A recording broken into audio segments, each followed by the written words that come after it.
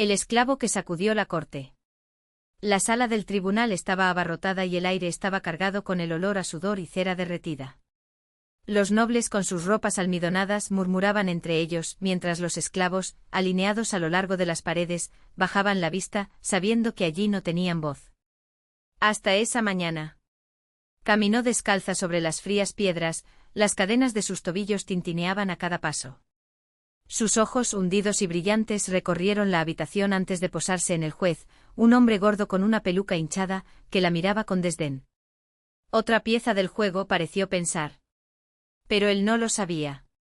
Habla, esclavo, ordenó el fiscal, un hombre de labios finos y voz untuosa. Dígale a este tribunal lo que vio la noche del incendio. Ella levantó la cabeza. Su voz cuando llegó no fue el susurro entrecortado que todos esperaban. Fue firme. Clara. Vi al señor Vernem salir de la casa trasera con un cubo de aceite en las manos. Vi la llama en sus manos antes de que la arrojara sobre la pajita. Un silencio abrupto se apoderó de la habitación. Vernem, el rico comerciante de azúcar, palideció. Sus abogados se agitaron e intercambiaron miradas de incredulidad. ¿Te atreves a acusar a un hombre libre?, rugió el fiscal. ¿Un esclavo cuya palabra no vale ni el papel en el que está escrita? Ella no se sintió conmocionada. Mi palabra puede no tener ningún valor para usted. Pero las cicatrices en mi brazo, ella extendió la extremidad, donde las marcas de quemadura serpenteaban a través de la piel oscura, valen más que todas las mentiras que este tribunal haya escuchado jamás. El juez se inclinó hacia adelante y tamborileó con los dedos sobre la mesa. ¿Estás diciendo que tu amo, el hombre que te compra y vende como ganado, intentó quemar viva a la familia a la que servía? No era la primera vez, respondió. Pero fue la primera vez que falló. Estalló un zumbido. Los nobles se levantaron indignados. Los esclavos por primera vez alzaron la cara. Vernem, sudando, balbuceó una negociación. Lo compré. Ella es de mi propiedad. No puedes testificar contra mí. El juez, sin embargo, vaciló. Había algo en esos ojos, en esos brazos llenos de cicatrices, que no podía ignorar. Y luego, en contra de todas las leyes no escritas que gobernaban esas tierras, hizo lo impensable. El tribunal aceptará su testimonio. Vernem fue condenado. No por la palabra de una esclava, nunca lo admitirían, sino por las pruebas que su valentía sacó a la luz. Y cuando se leyó la sentencia, cuando finalmente le quitaron las cadenas de los tobillos, no sonrió. Se limitó a mirar a los otros esclavos en la habitación, los que aún estaban temblando, y susurró. Ahora lo sabes. Incluso una voz que no debería existir puede derribar un imperio. La sala permaneció en silencio, espesa como el aire antes de una tormenta. Los terratenientes, con sus impecables abrigos de lino y sus botas lustradas, intercambiaron miradas de incredulidad. Algunos apretaron los puños, otros susurraron amenazas con los dientes apretados. Pero nadie se atrevió a interrumpir.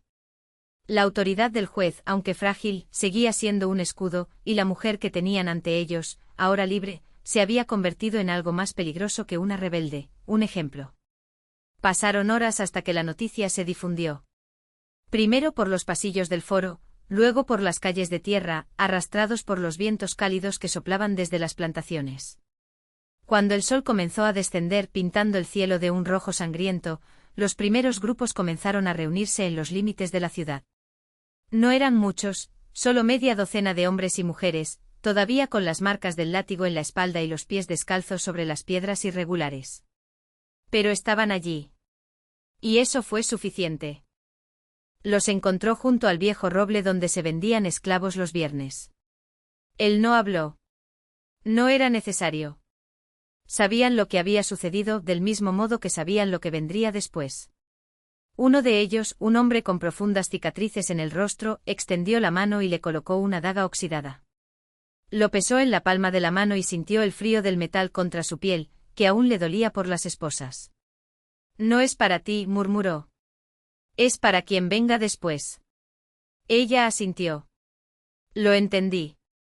La libertad no era un regalo, sino un cuchillo que había que pasar, de mano en mano, hasta que no quedara nadie encadenado.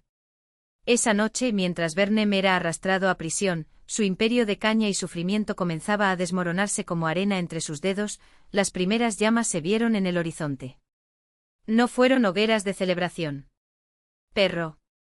Eran los cañaverales ardiendo, devorados por el fuego que se extendió demasiado rápido para ser accidental.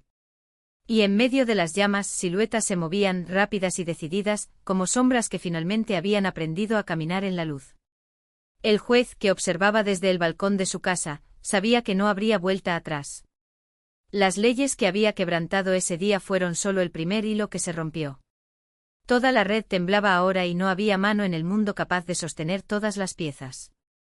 Ya no estaba allí cuando se escucharon los primeros disparos a primeras horas de la mañana. Ya había avanzado hacia el norte, donde decían que las montañas custodiaban valles donde hombres y mujeres vivían sin cadenas. Pero antes de irse dejó algo atrás, no un nombre ni un rastro, sino una historia. Y las historias, como ella bien sabía, eran lo único que ni el fuego ni las balas podían matar. La red que ardió. Los primeros rayos de sol encontraron la ciudad en llamas. No era un fuego cualquiera, era un fuego selectivo que devoraba solo lo que había que apagar. Los expedientes judiciales, cuidadosamente apilados en el patio, ardían brasas azules, como si hubieran sido bañadas en algún combustible antiguo, reservado para ese momento. Las siluetas que danzaban entre las llamas no eran saqueadores, sino personas que hasta el día anterior no se atrevían ni a respirar ruidosamente. Ahora se movían con precisión ensayada, como si hubieran estado esperando toda su vida esa señal. El juez, todavía en el balcón, apretó contra su pecho el medallón de plata que ella había dejado sobre la mesa. En el interior, en lugar de un retrato, había una aguja de hueso, fina y afilada, envuelta en un hilo de seda negro. Reconoció el símbolo, era el mismo que había visto tatuado en la muñeca de un viejo carpintero años antes, cuando lo arrastraron a la plaza y lo ahorcaron por subversión. En ese momento el juez había firmado la sentencia sin pestañear. Ahora lo entendí. La aguja era un mensaje, tú también estabas tejido en esta red. Y ahora se desmorona. Afuera, el fuego consumió más que papel. La ilusión de que las leyes de aquel lugar habían sido escritas por manos humanas se consumía. La gente sabía en el fondo que esas reglas siempre pertenecieron a algo más grande, algo antiguo con dientes y garras, que se alimentaba del miedo. Pero el miedo, como todo, tenía límites. Y ese límite había sido traspasado cuando la mujer sin nombre cruzó la plaza central, arrastrando detrás de ella no una cuerda, sino una verdad tan pesada que agrietaba el suelo donde pisaba. El camino al norte. No había ido sola. Ella no era del tipo que confiaba solo en sí misma. En el bolsillo llevaba un mapa dibujado sobre cuero curtido, regalo de un niño que años antes le había regalado una hogaza de pan robada de la cocina de palacio. Para cuando lo necesites, había susurrado el chico. Ahora lo necesitaba. El mapa no mostraba carreteras, sino los lugares donde la tierra respiraba de otra manera, pozos donde el agua cantaba, árboles que crecían en espiral, piedras que brillaban bajo la luna llena. Eran marcas dejadas por quienes habían huido antes. Y como ella, estos fugitivos no solo querían sobrevivir. Querían recordar. Al tercer día de su viaje se encontró con el primero de ellos. Era un hombre alto con la piel marcada por cicatrices que no parecían hechas por espadas, sino por algo más profundo, como si hubieran sido talladas con palabras. Encendió un fuego, simplemente frotando dos piedras hasta que el aire entre ellas tembló y una llama nació de la nada. «Eres el último», dijo sin preguntar. «La red está ardiendo». Ella asintió. No quedaba nada que ocultar. ¿Y el juez? Se quedó. Algunos necesitan ver el final de lo que ayudaron a construir. El hombre arrojó un puñado de hierbas al fuego.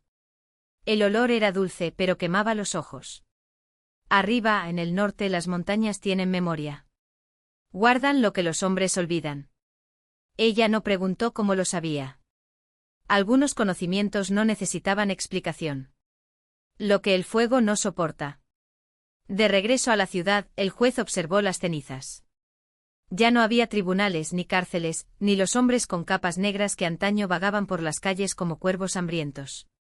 La gente, la misma gente que él había pensado que era tan fácil de controlar, ahora se reunía en círculos, pasando de mano en mano trozos de papel carbonizados que, milagrosamente, todavía contenían palabras. La ley no es lo que está escrito, sino lo que se recuerda. Ningún hombre es juez de otro a menos que ambos estén de acuerdo. La tierra no es de nadie. Somos nosotros los que pertenecemos. Acabemos con esto. Frases viejas y prohibidas que ahora regresaban como semillas después del invierno. El juez sintió la amargura en la boca. No fue miedo. Fue una vergüenza. Y peor que eso era la certeza de que por primera vez en su vida, estaba solo no por elección sino por merecimiento. Cuando la multitud lo vio en el balcón, no hubo gritos ni piedras ni cuerdas. Solo silencio. Un silencio tan pesado que sintió el peso de cada vida que había condenado, cada familia que había destruido, cada verdad que había enterrado. No hubo juicio.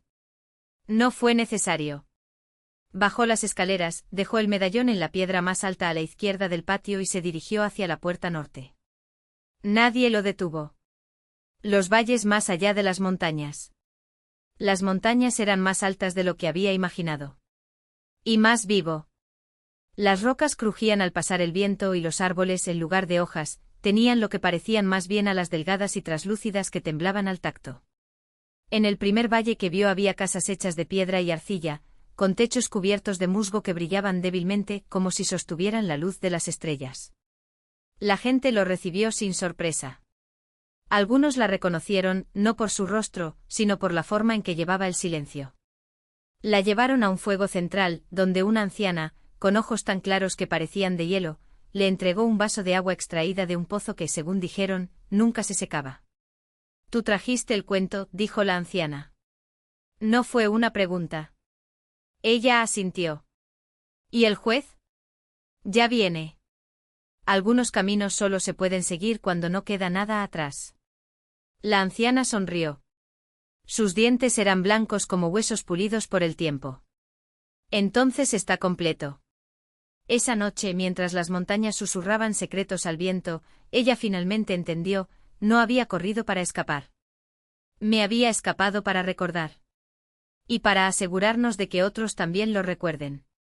Porque las historias, como siempre lo había sabido, son lo único que ni el fuego, ni las balas, ni el tiempo pueden matar. Y ahora fueron contados nuevamente.